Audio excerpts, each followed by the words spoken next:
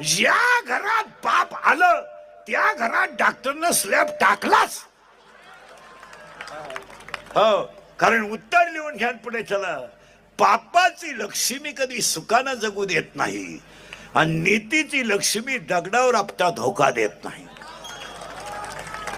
पैसा कमी असावा पण तो घामाचा असावा.